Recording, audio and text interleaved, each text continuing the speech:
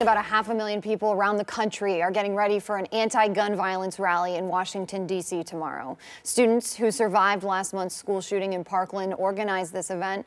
It's a full day of rallying, speeches, performances, with the goal of getting lawmakers to pass new laws tackling gun violence and school safety. We together as Americans, regardless of whether or not you've been affected, regardless of what your race is, regardless of your ethnicity or religion, we must stand up together as a unified front as Americans and fight for change, because no one else will. Now, at the event in D.C., Ariana Grande, Demi Lovato, and Jennifer Hudson are just a few of the big names that will be performing there. And more than 800 of these demonstrations are planned all over the world. And here in Southwest Florida, Marjorie Stoneman Douglas students, along with others in our area, will march tomorrow in downtown Naples. And that's where we find 4 Near Corner's Jillian Hartman, who's there with the latest on what's going on. She's also talking to a student who will be speaking. Jill?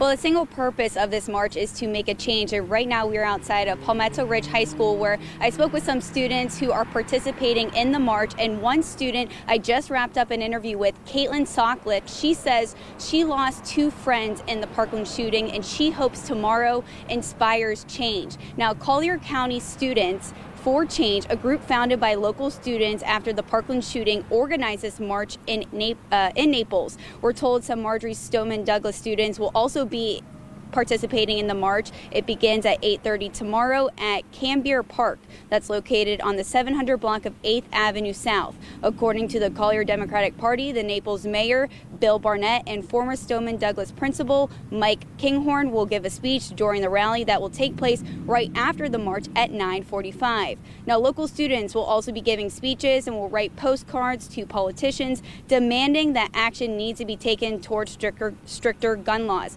Now, Caitlin Socklet, who I just wrapped up an interview with, she says she might be giving a speech tomorrow, but in a past interview we've done with her shortly after the Parkland shooting, she says change needs to happen in order to save lives. It just kind of hit us like, hey, this is a serious thing. It can't go ignore. It can't be another cycle. So we have to break that cycle and put change down and make sure that this stops.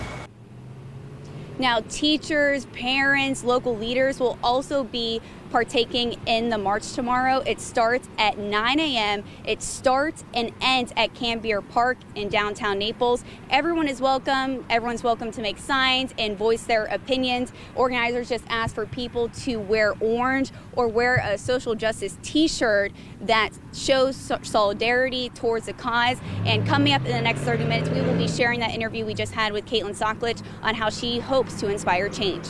Reporting live, I'm Jillian Hartman, Fox 4 in your corner. All right, thank you, Jillian.